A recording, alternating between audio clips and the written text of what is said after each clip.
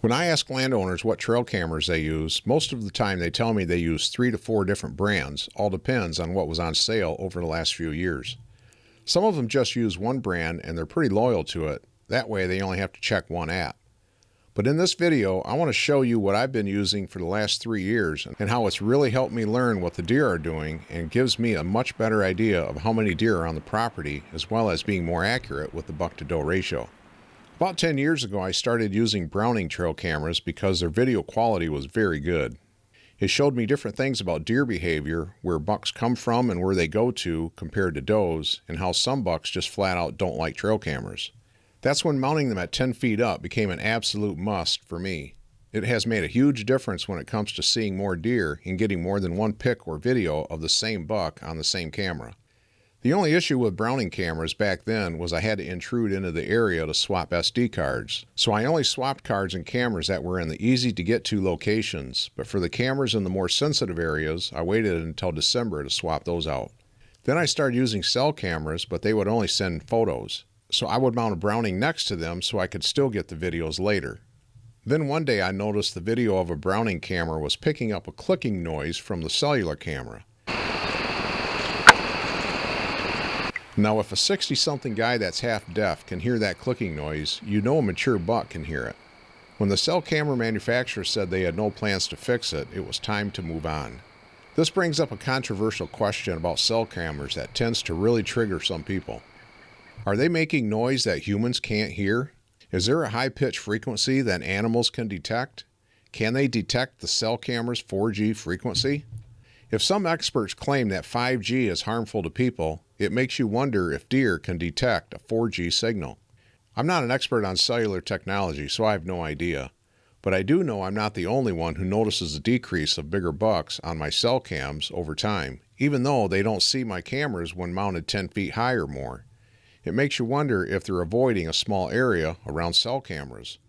I can't say I've noticed a decrease in big buck sightings like that when using my regular non-cellular Browning Dark Ops. Having said that, the cellular trail cam I've been using for the last few years is Tacticam.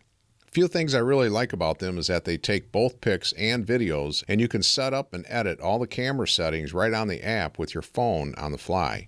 The app is super simple to use, and you can share your photos with friends just by adding them as a viewer to your account. Then a couple years ago, I saw a couple landowners in northern Michigan using a different type of camera called ReoLink.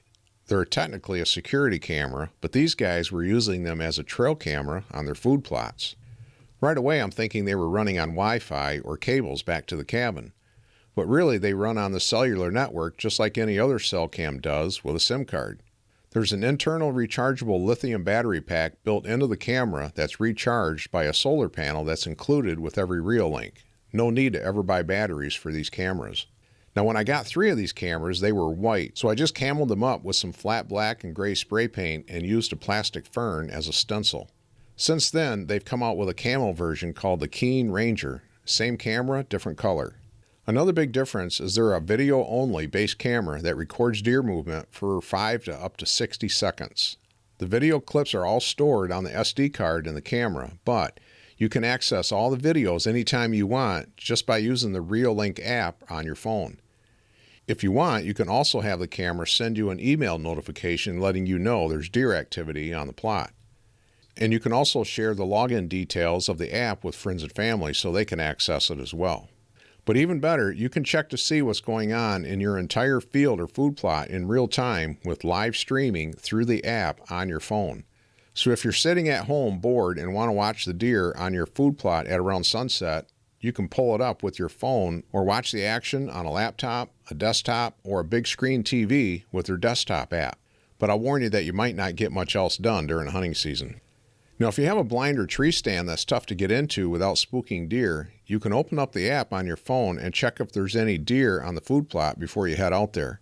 You can also edit all the camera settings on the fly right on your phone with the app as well. But the biggest advantage of those cameras is that they can pan left and right almost 360 degrees, so you can watch a big wide food plot or field anytime you want on demand just by rotating the lens with your phone right on the app. This is a total game changer. And if you see a buck out there feeding, you can follow him along all the way across the field by panning from one side of the field to the other. The last few years I've been watching bucks chase does all over the place during the rut. Live video is a great way to keep tabs on what's going on with your local deer herd in real time. I'm not affiliated with ReoLink in any way. I'm not a paid pro staffer, and there are no affiliate links to click with cookies attached in the description below.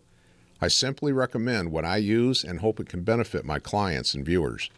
So if you're wondering if rotating the camera side to side or up and down will make enough noise to spook deer, then check out this test I did last fall with 2 does bedded down within 5 yards of the camera at night when it was dead quiet outside. Notice how they're lying in opposite directions to watch each other's backside. I try to be as noisy as possible by rotating back and forth, up and down, zooming in and out, panning back over to some other does that were about 10 yards away.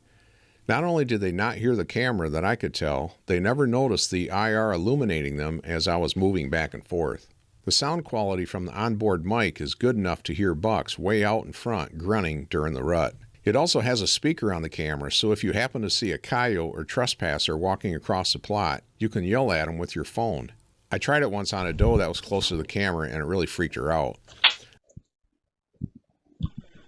Another feature I really like is the ability to prevent the camera from recording during any time period of the day or night. So in the summer and early fall, when a lot of leaves are up and tripping the camera on a windy day, you can set it to not record anything during those peak windy times of the day. So if you pick up a ReoLink camera, here's a tip about SIM cards. Get your SIM card from the eiyotclub.com. They have SIM cards called the Triple Play card, which means it'll automatically connect with AT&T, T-Mobile, or Verizon, whichever one has the best signal in your hunting area. The monthly cost is anywhere from $8 to $15 a month based on how many months you go with. Non-affiliate links are in the description below. So am I switching all my cameras to ReoLinks? No, but I will be using a different strategy next year, and I'll be paying close attention to the results when comparing them to last year's. Next year in June, I'll be putting out ReoLinks on fields and food plots so I can monitor the deer and the food plot growth from a distance during the summer. I'll still mount some cellular Tacticams up high in non-sensitive areas where I don't have a blind or a tree stand to get some real-time inventory and watch for any trespassers. Then in late August, just before bucks shed their velvet, I'll mount my non-cellular Browning Dark Ops up high in other areas leading to and from my best hunting spots, but not in my best hunting spots. And I won't swap out the cards until December after the rut. Then I'll be able to compare it to previous years to see if there's an uptick in mature buck sightings. Typically, trail cameras are usually a passionate topic online. Everyone has their favorite brand and opinions of whether cameras affect your hunting area. I can already see the comments flying in now from guys saying their cameras don't spook deer or their deer just get used to them. Well, hopefully that's the case, but if you're only getting photos, you may want to think about getting some short video clips as well, which you can do with Tacticam and a few other brands. You might be surprised at what videos will reveal about a buck's opinion of trail cameras in their face. Anyway, I hope you see more bucks this fall and have a safe and enjoyable hunting season.